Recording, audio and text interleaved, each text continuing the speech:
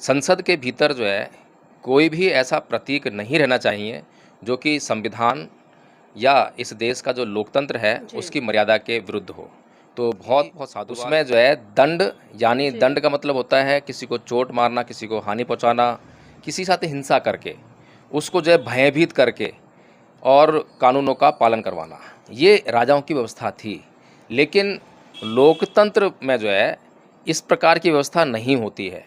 आप देखेंगे कि भारत के किसी भी कोर्ट में, सुप्रीम कोर्ट से लेकर जितनी भी डिस्ट्रिक्ट कोर्ट या उससे भी अधीनस्थ जो है कोई कोर्ट्स हैं या एग्जीक्यूटिव कोर्ट्स हैं, कहीं पर भी राजदंड या कोई भी ऐसा प्रतीक जो प्रहार या हिंसा का प्रतीक हो, वो कहीं पर भी स्थापित नहीं है। वो इसलिए स्थापित नहीं है जो कि राजदंड है, उसमें शब्द जुड़ा हुआ है दंड, और दंड से जो है इस देश के लोगों का कोई नाता नहीं है। इस देश के लोगों के अधिकार संविधान के अंदर सुरक्षित हैं और उन अधिकारों को लेने के लिए भारत के लोग जो है न्यायालय का दरवाज़ा खटखटाते हैं, और न्यायालय में जब वे जाते हैं तो उनको उनके अधिकार दिलाए जाते हैं और उनको जो है दंड से भयभीत नहीं किया जाता। यहाँ तक कि निर्जीव वस्तुओं के खिलाफ भी उन्होंने हिंसा का तांडव दिखाया है। आपको याद होगा कि समुद्र जब उन्हें रास्ता नहीं दे रहा है तो तीर कमान लेके जो खड़े हो जाते हैं। अब सोचिए जो है समुद्र क्या उनकी बात को समझ रहा है और उससे समुद्र से बोल रहे हैं कि हे समुद्र मुझे रास्ता दो।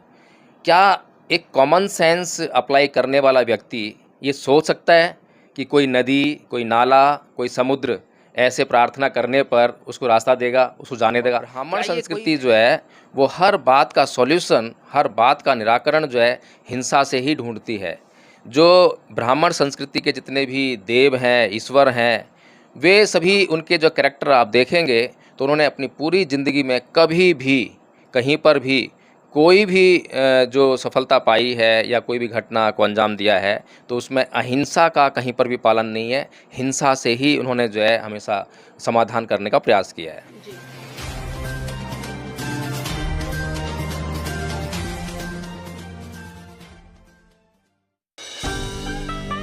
बलिदानों से हमको मिला देश हमारा, इस वास्ते ये देश हमें प्राणों से प्यारा। नमस्कार, आप देख रहे हैं एनबी न्यूज़ 24/7 नीलम बोध के साथ। साथियों, जो मैंने पंक्तियां गुनगुनाई है उन पंक्तियों से आप साफ साफ समझ गए होंगे कि जिस तरह से इस भारत को आज़ादी दिलाने के लिए तमाम सूरवीरों ने अपनी जान की कुर्बानी लगा दी, और तमाम सूरवीर ऐसे इस देश में पैदा हुए जिन्होंने इस देश के लिए यथासंभव जितना हो सकता था उतना कार्य किया। लेकिन अगर हम बात करें आज़ादी के बाद, जी हाँ, आज़ादी के बाद जैसे ही भारत का संविधान लागू हुआ, जैसे ही भारत में गणतांत्रिक व्यवस्था लागू हुई और जैसे ही जनता का शासन जनता के द्वारा लागू हुआ, उसकी खूबसूरती हमें देखने को मिली लोकतंत्र में। जी हाँ, भारत विश्व का सबसे बड़ा लोकतांत्रिक देश है। लेकिन साथियों, एक बार फिर से जैसे ही 18वीं लोकसभा के परिणाम आए और परिणाम आने के बाद जैसे ही पहले सत्र की शुरुआत हुई और पहले सत्र में जिस तरह से हमने देखा कि तमाम नेताओं ने जय भीम से उद्घोष किया और इसी के साथ साथ में जय संविधान के नारे भी हमें गूंजते संसद में नजर आए, और इसी के साथ में कुछ नेता ऐसे रहे जिन्होंने अपने वक्तव्य से पूरे संसद में तहलका मचा दिया। मैं बात कर रही हूँ मोहनलालगंज लोकसभा सीट से नवनिर्वाचित सांसद आर.के. चौधरी जी की, जिन्होंने साफ साफ कहा कि हमारी संसद लोकतंत्र का मंदिर है, ना कि किसी राजा रजवाड़े का राजमहल। जी हाँ साथियों, जब ये टिप्पणी उन्होंने की, और ये टिप्पणी किस चीज़ को लेकर की, ये भी तमाम लोग सोशल मीडिया पर जो एक्टिव हो वो जानते हैं। जी हाँ साथियों, एक बार फिर से मुद्दा उछल गया है सेंगोल का, और उसी विषय पर चर्चा करने के लिए आज मेरे साथ में एडवोकेट जय भीम प्रकाश जी हैं। उन्हीं से जानने का प्रयास करूंगी कि जिस तरह से नवनिर्वाचित सांसद आर.के. चौधरी जी ने साफ साफ सदन में सदन के अध्यक्ष को संबोधित करते हुए कहा, और जैसे ही उन्होंने शपथ ली उसके बाद उन्होंने अपना जो लेटर हेड है उस पर प्रधानमंत्री को संबोधित करते हुए और लोकसभा के अध्यक्ष को संबोधित करते हुए एक पत्र लिखा, और उन्होंने साफ साफ कहा कि जब भारत संविधान से चलता है तो संसद भवन में सेंगोल की क्या जरूरत है, और इस सेंगोल को हटाकर यहाँ पर विधान की बड़ी प्रति यहाँ पर स्थापित कर दी जाए, ताकि जो भी व्यक्ति संसद में आए इस लोकतंत्र के मंदिर की खूबसूरती को देखते हुए अपने आप पर गर्व करे। तो इसी विषय पर चर्चा करूंगी मैं एडवोकेट जय भीम प्रकाश जी से। सर, स्वागत है एनबी न्यूज में। जी धन्यवाद नीलम जी, और सभी को जय भीम नमो बुद्धाय। जय भीम नमो बुद्धाय। सर, सभी वर्तमान में जिस तरह से मोहनलालगंज लोकसभा सीट से नवनिर्वाचित सांसद हैं आर.के. चौधरी जी, जिस तरह से उन्होंने स्टेटमेंट दी है और जिस तरह से हम देख रहे हैं कि चारों तरफ एक तहलका सा मच गया है और लोग उसको लेकर बड़े बड़े सवाल कर रहे हैं, क्योंकि यह लोकतंत्र की मर्यादा का सवाल है। तो सर, आप किस तरह से सोचते हैं इसके बारे में? जी, बहुत धन्यवाद नीलम जी। और मैं सबसे पहले अपना बहुत बहुत धन्यवाद एवं साधुवाद प्रेषित करना चाहूँगा आदरणीय, सम्माननीय, माननीय सांसद आर.के. चौधरी जी को, जिन्होंने इतनी अच्छी खूबसूरत सोच जो है संसद के पटल पर रखी और प्रधानमंत्री को जो है और लोकसभा स्पीकर को अपने विचारों से अवगत कराया। उनके विचारों में नितांत लोकतांत्रिक मर्यादा झलकती है और उन्होंने वो कदम उठाया है। कुछ लोग जो हैं बाहर अम्बेडकरवादी होने का दिखावा करते हैं, ढोंग करते दिखाई देते हैं, लेकिन आर.के. चौधरी जी ने कभी, मुझे लगा नहीं कभी बाहर जो है उन्होंने इस तरह का ढोंग या दिखावा किया होगा, लेकिन उन्होंने जो है बाबा साहब डॉक्टर भीमराव अम्बेडकर के क्या विचार थे और उनकी जो सोच जो संविधान में दर्ज है उसको जो है क्रियान्वित करने के लिए सबसे पहला जो कदम उठाया कि संसद के भीतर जो है कोई भी ऐसा प्रतीक नहीं रहना चाहिए जो कि संविधान या इस देश का जो लोकतंत्र है उसकी मर्यादा के विरुद्ध हो। तो बहुत बहुत साधुवाद आदरणीय आर.के. चौधरी जी को कि उन्होंने जो है इतना बढ़िया कदम उठाया है और संसद के सामने एक सवाल रखा है। हालांकि अगर यह सवाल संसद में एक विषय के रूप में रखा जाए तो क्योंकि सत्ता में जो लोग हैं वे इसको जो है पारित नहीं होने देंगे, ये बात बिल्कुल निश्चित है। लेकिन ये जो सेंगोल है ये बहुत ही खतरनाक है भारत के लोगों के लिए, भारत की संवैधानिक व्यवस्था के लिए और भारत के लोकतंत्र के लिए। तो जितना जल्दी हो सके इस सेंगोल को वहाँ से हटाने के लिए प्रयास करने चाहिए और इसके लिए जो है अभी तक बहुत से लोग जो है पता नहीं कौन कौन से आंदोलन कर रहे हैं, लेकिन जो असली आंदोलन होना चाहिए था जिससे कि एक व्यवस्था ही पूरी की पूरी चेंज हो रही है, जो कि लोकतांत्रिक व्यवस्था थी, गण व्यवस्था थी, गणराज्य इसको बनाया गया, तो वो बिल्कुल बदल कर जो है अब राज्य व्यवस्था की तरफ जो ले जाने का एक कहें कि अप्रत्यक्ष रूप से प्रयास किया गया है। तो उसके खिलाफ जो एक बहुत बड़ा आंदोलन किया जाना चाहिए था, लेकिन अभी तक ये दुर्भाग्य का विषय रहा है कि अब तक किसी भी व्यक्ति ने जो है या किसी भी नेता ने इस ओर जो है कोई सकारात्मक कदम नहीं उठाया है। सर, जिस तरह से हम देख रहे हैं कि तमाम जो मेन स्ट्रीम मीडिया है जो सेंगोल है उसको लेकर मतलब एक डिबेट छिड़ी हुई, और ये डिबेट पहले भी छिड़ी थी जब जिस तरह संसद भवन बना उसमें मतलब सेंगोल की स्थापना की गई, तो लोगों ने तब भी तमाम तरह के सवाल किए, क्योंकि जो भारत के संविधान में आस्था रखते हैं, बाबा साहब में आस्था रखते हैं और इस लोकतंत्र की खूबसूरती में आस्था रखते हैं, वो लोग लगातार सवाल कर रहे थे कि सेंगोल की स्थापना संसद भवन में नहीं होनी चाहिए और दोबारा से फिर ये मुद्दा गरमाया है। लेकिन सर, हम देख रहे हैं कि तमाम जो पक्ष के नेता हैं या प्रवक्ता हैं भारतीय जनता पार्टी के या आरएसएस के प्रवक्ता हैं, वो ये कहते नजर आ रहा है कि सेंगोल से आखिर ऐसी दिक्कत क्या है जो वो राष्ट्रपति भवन में स्थापित ना हो। जी, ये बहुत ही मुख्य बात है, इसको समझना बहुत ज़रूरी है कि सेंगोल में आखिर ऐसी कौन सी दिक्कत है जिससे कि उसको जो है भारत के भीतर कहीं भी स्थान नहीं मिलना चाहिए।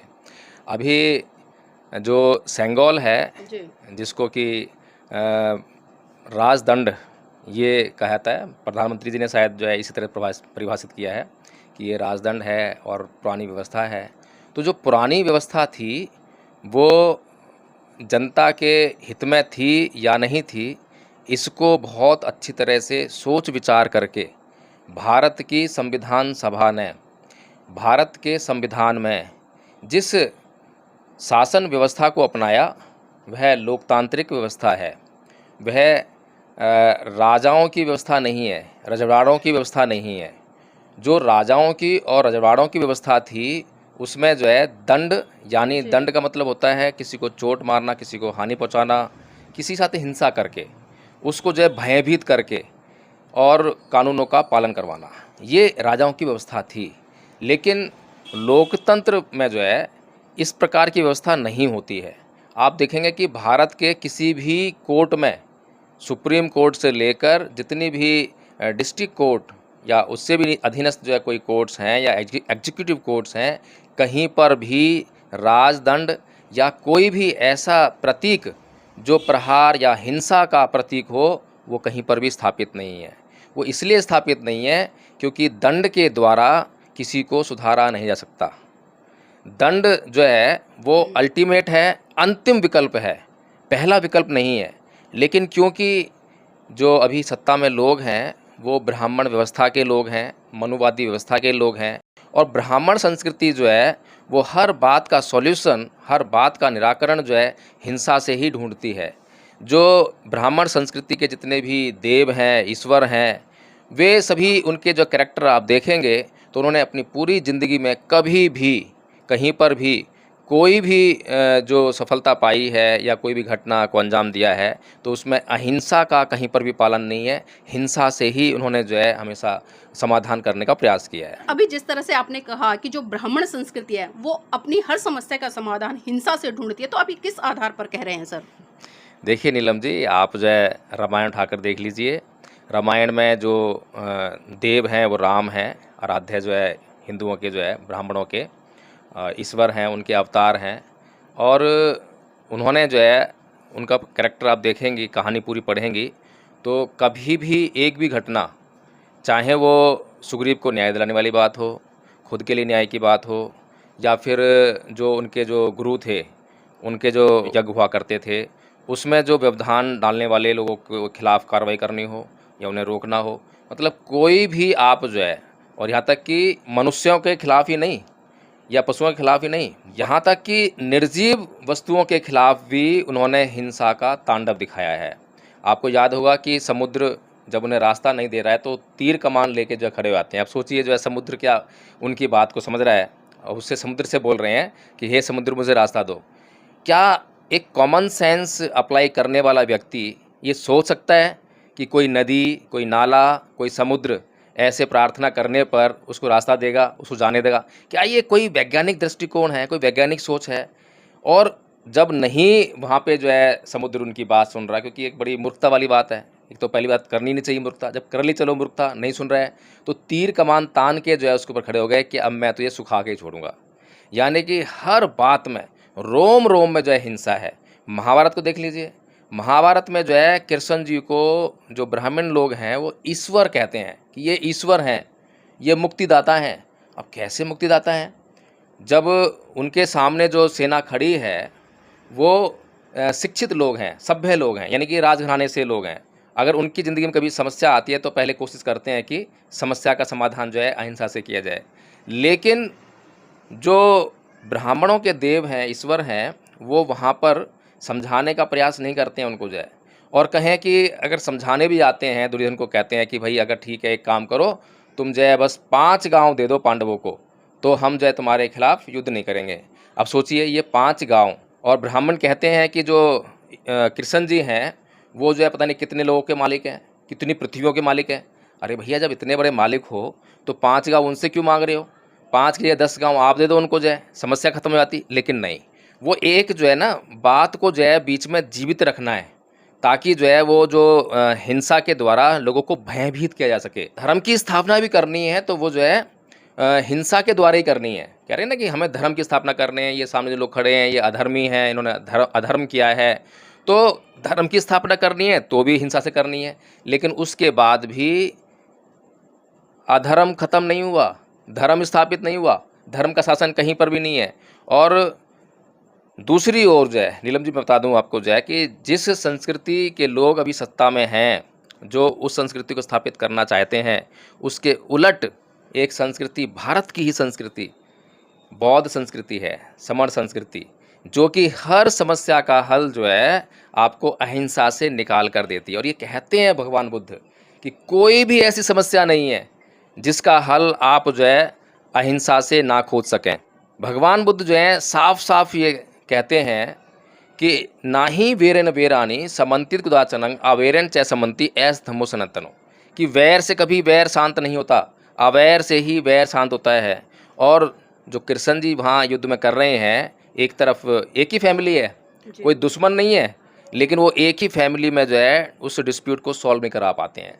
लेकिन वहीं पर भगवान बुद्ध जो है हिंसा से भरे हुए अंगुलीमाल को, जिसकी कोई शिक्षा दीक्षा नहीं है, कोई राजघरानों से व्यक्ति नहीं है, मतलब जंगलों में रहता है और हिंसा करके ही अपना जीवन यापन करता है, उसको एक पालतू पशु की तरह जो है अपने पीछे चला कर ले आते हैं और उसको जो है मनुष्य समाज में, सभ्य समाज में स्थापित करते हैं और वो एक अरत व्यक्ति बनता है और उसके बाद उसी समाज का जो है कल्याण करने लगता है।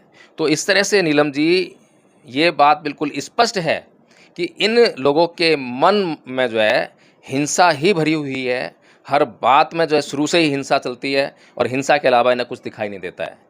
लेकिन आज जो है भारत के लोगों को ये समझने की आवश्यकता है कि जो सेंगोल जो कि राजदंड है, उसमें शब्द जुड़ा हुआ है दंड, और दंड से जो है इस देश के लोगों का कोई नाता नहीं है। इस देश के लोगों के अधिकार संविधान के अंदर सुरक्षित हैं और उन अधिकारों को लेने के लिए भारत के लोग जो है न्यायालय का दरवाज़ा खटखटाते हैं और न्यायालय में जब वे जाते हैं तो उनको उनके अधिकार दिलाए जाते हैं और उनको जो है दंड से भयभीत नहीं किया जाता।